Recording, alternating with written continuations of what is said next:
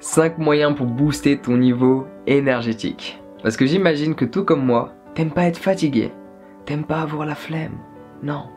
T'aimes être plein d'énergie pour profiter pleinement de cette magnifique journée qui s'offre à toi, vrai?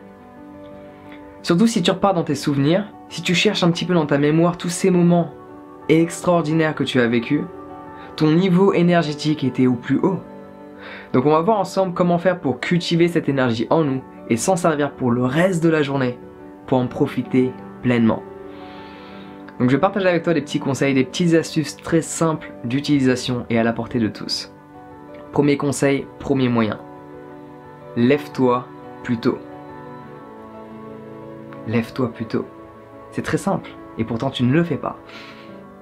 Va savoir pourquoi. Admettons dans ton quotidien, du lundi au dimanche, par rapport à tes horaires de boulot ou tes études, tu dors 7 heures par nuit. On va prendre cet exemple.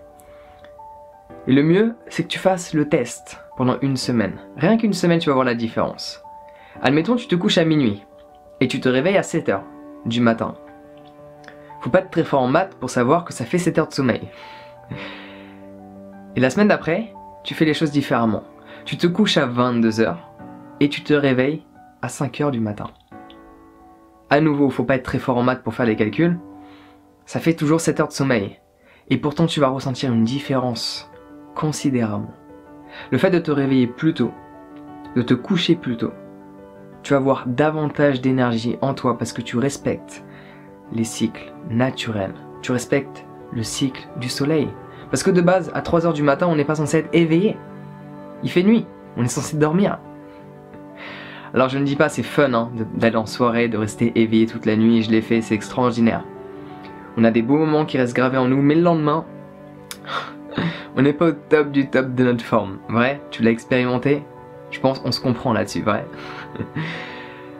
Si tu veux profiter chaque jour, pas uniquement le vendredi soir, si tu veux profiter de chaque jour, être au top de ton énergie chaque jour, il faut que tu te lèves plus tôt.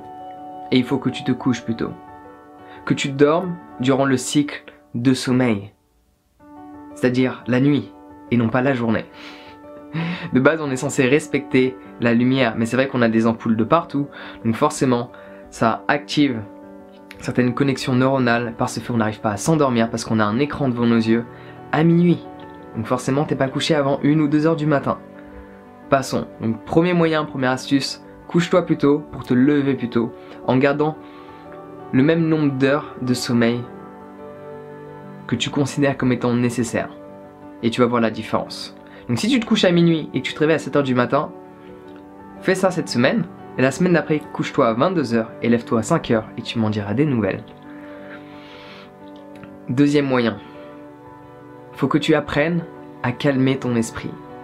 Souvent quand on est fatigué, ou pour être plus exact, quand on se dit fatigué, notre corps ne l'est pas et notre esprit l'est. Parce qu'on pense à plein de choses qui nous déplaisent.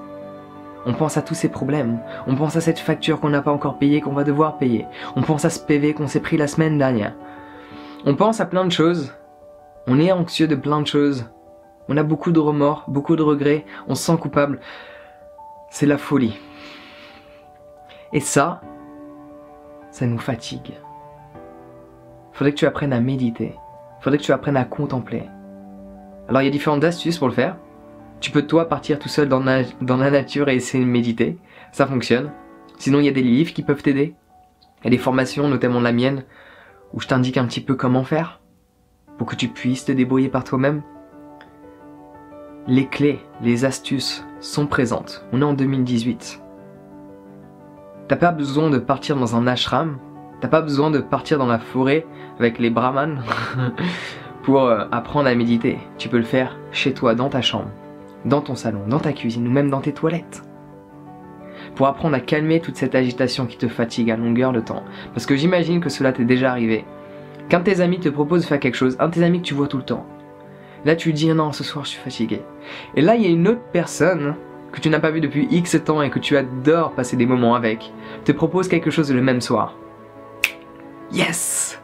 On se retrouve à quelle heure? Ça t'est déjà arrivé ce scénario?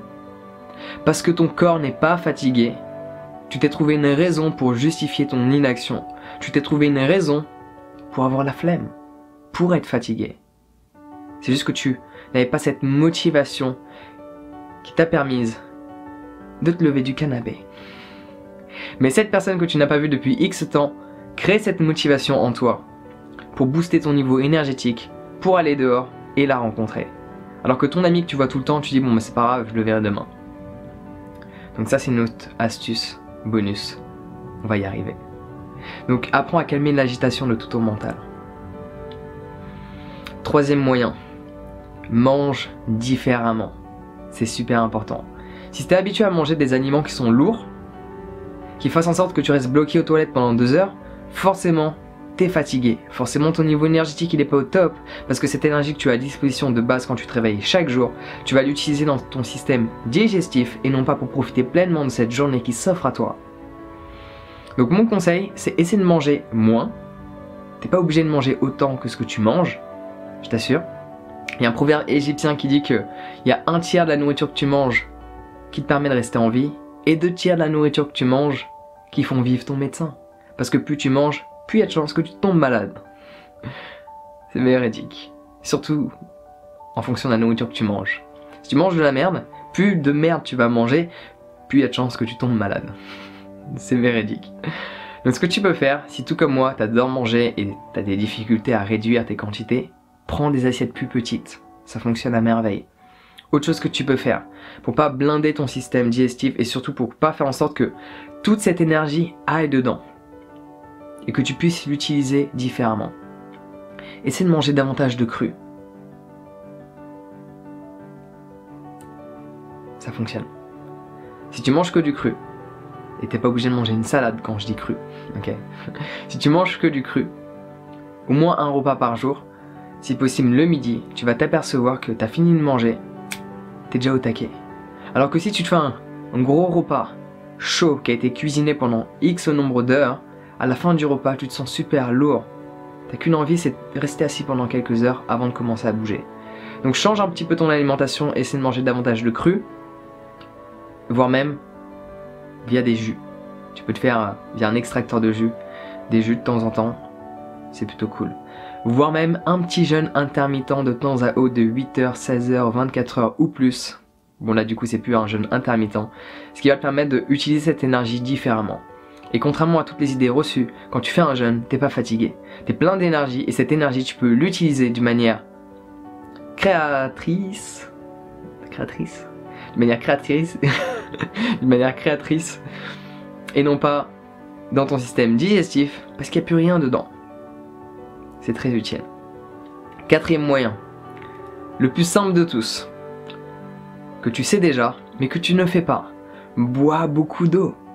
Quand je te parlais de toute cette agitation de ton mental, et peut-être que tu n'arrives pas à le contrôler, par ce fait, tu es beaucoup plus fatigué qu'une personne qui arrive à avoir cet esprit calme, qui arrive à se poser de temps en temps, ne rien faire, entre guillemets ne rien faire, parce que l'activité cérébrale elle est présente quand tu médites, hein.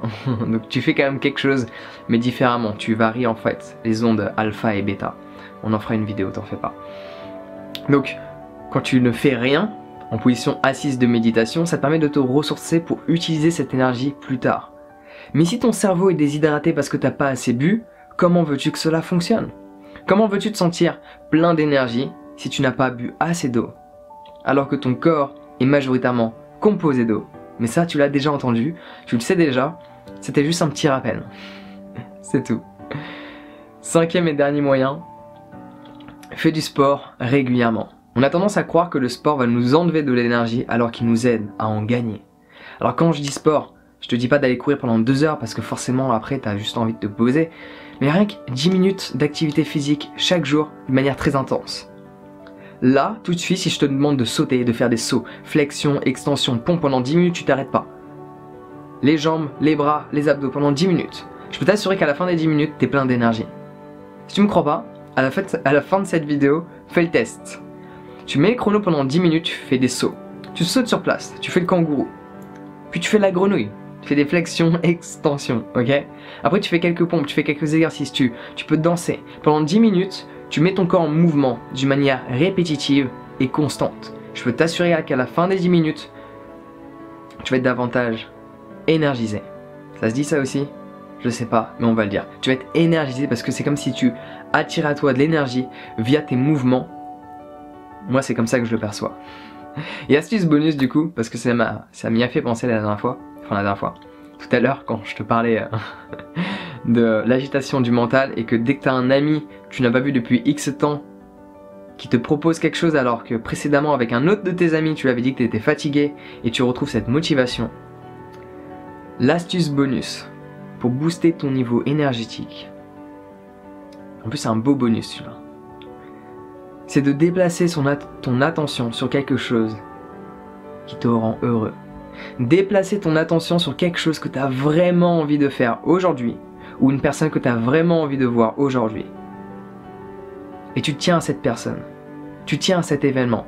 Par ce fait, ton niveau énergétique il va être au top parce que tu n'as qu'une envie, c'est de profiter de cet instant en faisant telle et telle chose ou de profiter pleinement de ce moment avec telle et telle personne. Donc le simple fait de déplacer ton attention sur quelque chose qui t'apporte cette joie de vivre, que tu sais que tu vas expérimenter dans quelques heures, ça va booster ton niveau énergétique. Mais pour cela, il faut que tu apprennes à calmer ton agitation mentale. Pour cela, il faut que tu manges beaucoup plus légèrement. Pour cela, il faut que tu bois beaucoup plus d'eau. Que tu fasses du sport régulièrement. Voilà, je pense que tu as tout ce qu'il te faut. Toutes les astuces sont à ta disposition. Mais est-ce que tu les mets en pratique? Je te recommande fortement de te coucher plus tôt et de te lever plus tôt. En plus, c'est super agréable de se réveiller et de voir le lever du soleil. C'est vrai que quand tu es en ville, ça se complique un petit peu, mais tu ressens cette atmosphère. Tu t'es déjà baladé dans les rues d'une grande ville un dimanche matin, tôt le matin? Qu'est-ce que c'est agréable, tout est calme. La plupart des gens dorment et toi tu es réveillé. Tu as déjà commencé ta journée. C'est un gros avantage qui s'offre à toi. Saisis-le. Sur ce, passe une bonne journée ou une bonne soirée, tout dépend de l'heure qu'il est. S'il est tard ce soir, il n'est pas trop tard pour éteindre ton écran, éteindre ton PC, ton téléphone et te coucher. Pour te réveiller de bonne humeur et de bonne heure demain matin. Sur ce, prends soin de toi et on se voit bientôt.